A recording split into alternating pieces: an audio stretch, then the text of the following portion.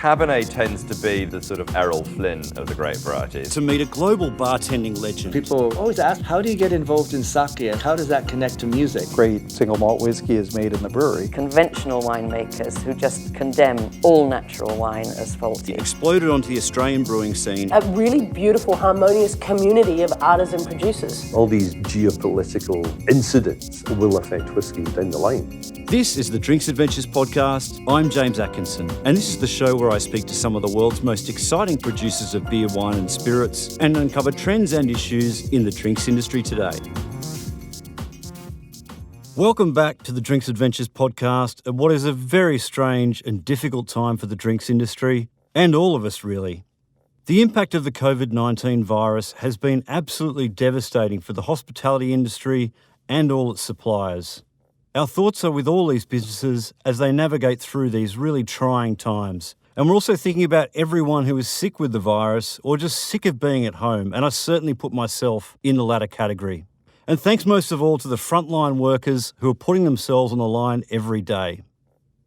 Obviously, we're not all flush with cash at the moment, but if you are able to afford it, try and support your favourite independent drinks brands by purchasing some of their beer, wine or spirits. Or maybe a gift voucher from them that will really help with their cash flow right now, which you can spend with them at a later date. The current situation also necessitates a new approach to interviews for this podcast. Up until now, most of them have been done face-to-face, but obviously this is going to have to change. We'll be doing more interviews remotely, which should mean more exciting guests. We'll just have to work a bit harder to deliver the same audio quality that hopefully you've become accustomed to on this podcast. Thanks, of course, to my mate and genius sound engineer, Dave Robertson.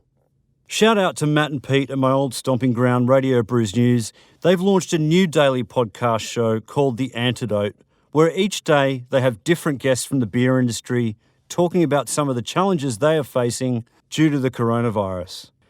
I joined Matt and Pete on The Antidote earlier this week, so you can hear that and other episodes by finding and subscribing to Radio Brews News, wherever you listen to your podcasts. I'll link to it in the show notes too. In spite of everything that's going on, I'm delighted to be launching Season 5 of the Drinks Adventures podcast. A massive thank you to our partners Bintani and Fever Tree for sticking by the show during this uncertain period.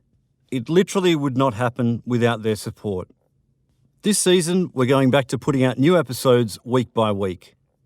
Putting out Season 4 all at once was an interesting experiment, and I got feedback from some people that they loved it, but I think weekly distribution works better overall. Just a reminder to all of you to visit the podcast website, drinksadventures.com.au. I've published some articles on there from time to time, and I hope to ramp that up a bit during this year. The website also includes links to articles I write for other publications, such as my Smart Sipping column for Executive Style. And most importantly, there is also a link to sign up to the Drinks Adventures newsletter. If you're on a desktop, it's on the right-hand side of the page. On a phone, you have to scroll down to the very bottom and you'll find the widget to sign up. If you don't sign up, you could be missing out on some exclusive content and important updates relating to the podcast. And just to finish all the housekeeping, if you haven't yet left the podcast a review on your podcast player, I'd really appreciate your support in doing so. It's been a pretty dry argument with reviews of late.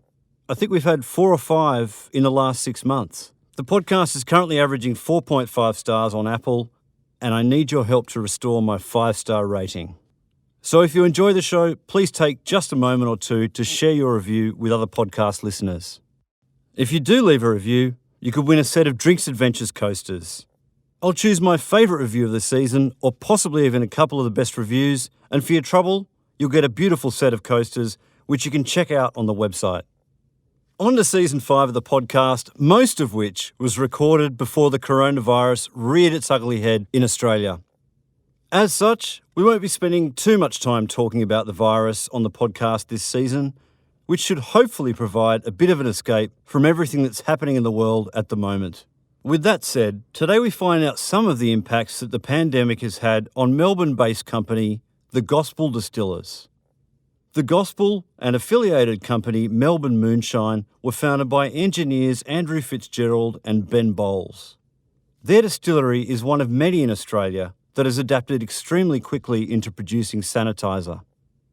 I chatted with Andrew about how they got this project off the ground in a matter of days, and his concerns about the profiteering he believes is occurring with the supply of sanitiser to essential services providers. And finally, Andrew and I discuss his first passion, which is not sanitiser, but whiskey, made using rye sourced from the renowned South Australian grain-growing region of Murray Mallee. I hope you enjoy the return of Drinks Adventures for 2020. Stay safe, stay at home, and don't forget to wash your hands. Now, I'm no brewer or distiller, but I have a fair few friends in the industry who are, and I know where they go to source the ingredients they need to make the wonderful beers and spirits that we all enjoy drinking. I'm talking, of course, about Bintani. With experts in all categories on the team, Bintani understands how brewing and distilling ingredients work together like no other supplier. Bintani handpicks the best. Andrew, thanks for joining me on the show. Would it be fair to say that this last few weeks would have been some of the most eventful in the history of your businesses? Without a doubt. I mean, it's not just ourselves and the production of spirits. It's the wider community, the hospitality community, and just seeing that being affected. That's been pretty traumatic. And certainly our own business, we had projections which we were sort of focused on, and over the last 3-4 weeks, I mean, we sort of just wiped the table clear of what we were planning to do and just focusing on what we can do at this point. We've certainly got our backs against the wall. I don't have any major funder supporting us. You know, it's mine and my business partners' life savings that have started this business and continue to support the business.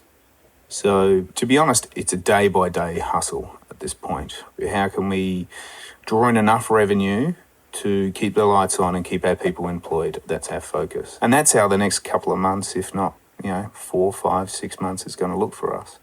Now, you're obviously one of many craft distilleries that has quickly adapted to start producing hand sanitiser. How did that transpire?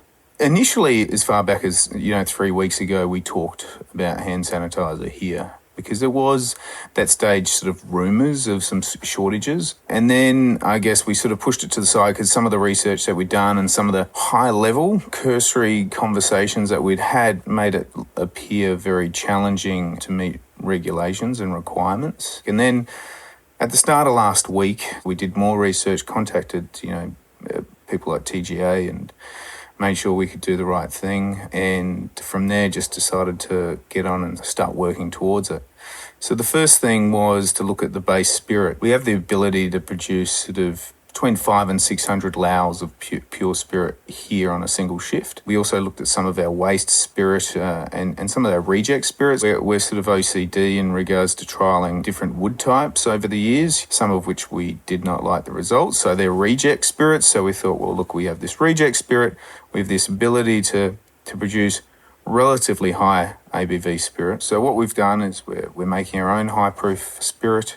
The first lot of that we needed to prove upward, supplementing with some neutral grain spirit. And for the actual sanitizer, which is for public use, not sold in bulk format, that also has a blend of some of that reject whiskey. When I say it's reject, some people probably would have bottled it and sold it, and charged it as a single cask release, but we just weren't happy with it. So we're like, well, let's just bleed it through this at a small rate, and that's what we're doing. The TGA that Andrew refers to is the Therapeutic Goods Administration.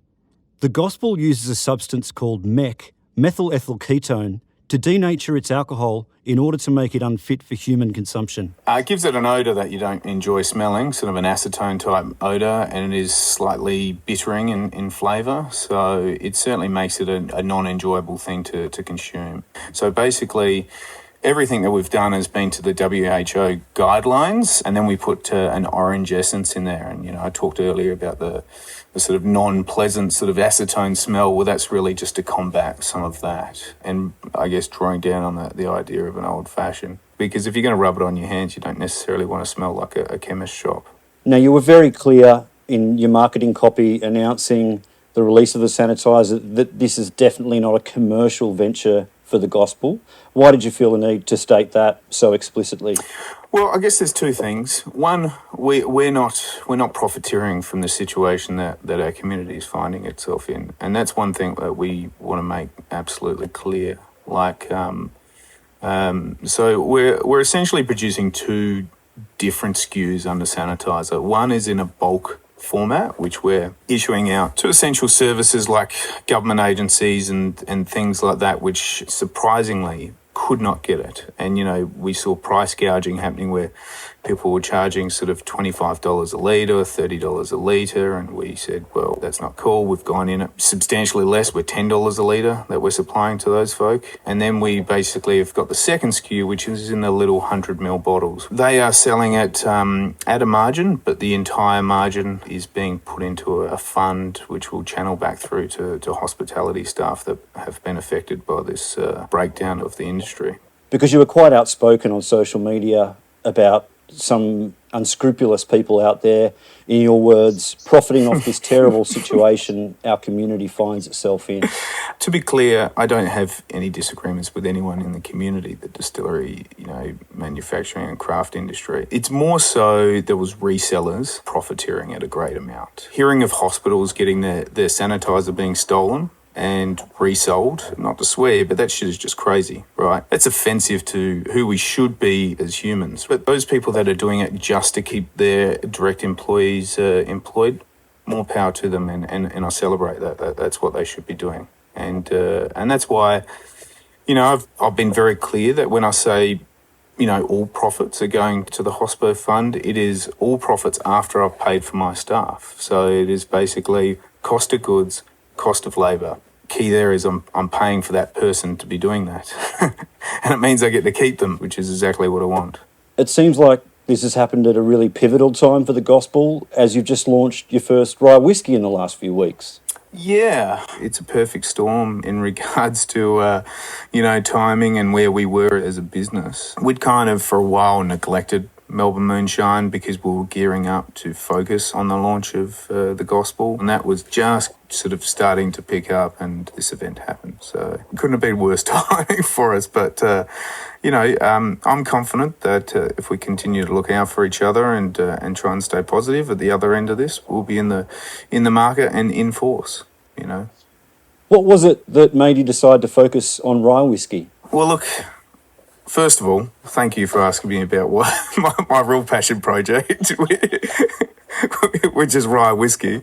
Going back sort of 3.5 odd years ago, Ben and I, we went across to the US and spent a lot of time just looking at what was happening in trade, bars, distilleries and all those sorts of things. And we drank a lot of whiskey, and rye, we really saw, obviously, that was the beginning of its uptick in market consumption. And we thought, well, that's interesting. And rye is actually my whiskey of choice. I have rye old fashions, obviously a rye Manhattan and that sort of thing. So that's my sort of go-to.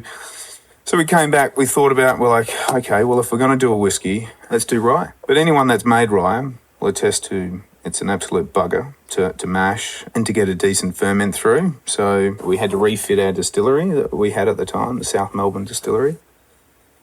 And we did that and started producing rye there. And and really enjoyed how it was coming out, and were excited by it. So we sort of looked at a way to build a bigger distillery, and did that by partnering with somebody else. Basically, we produce on behalf of them. They sort of funnel some money through for contract booze, and that's how we got to the point of having this bigger distillery and being able to produce our products. This episode of Drinks Adventures is supported by Fever Tree Premium Mixers, the mixer of choice in the world's best bars and restaurants. Right now, I'm enjoying Fever Tree's smoky ginger ale as the perfect accompaniment to some of my favourite bourbons and whiskies. Tell me about the two rye products in the Gospel's range.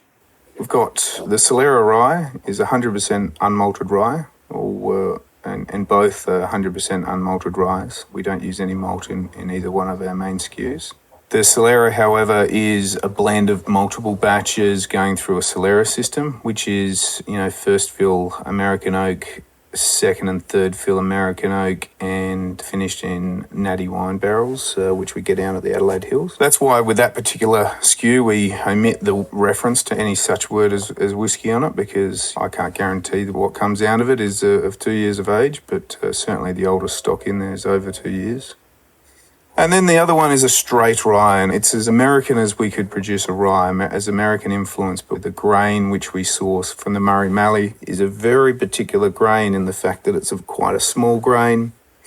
They get very little rain out there, so it's compact in flavour. We source from that one farm, and then we run it through a continuous column, which we built ourselves, and then it's finished in a pot, and then it's aged in 24-month-old, seasoned barrels for about an average of 2.5 years. The Solera rye is quite bold in its flavour. It has that impact from that natty wine. It has a lot of oak contact through the Solera system. I think it's great for mixing. I think it's a really good whiskey as a base to some of those cocktails I talked about earlier. But the straight whiskey in particular is toying with the concept of not punching you in the face with polarising flavours. I think it's quite a delicate flavour profile, and that's had exceptional feedback, so we're quite happy with that. Well, Andrew, thanks so much for joining me at what is undoubtedly a difficult time for the gospel. I hope this all blows over as soon as possible and you can get back to focusing on making whiskey. So do I, mate. No problem. Cheers. Bye-bye.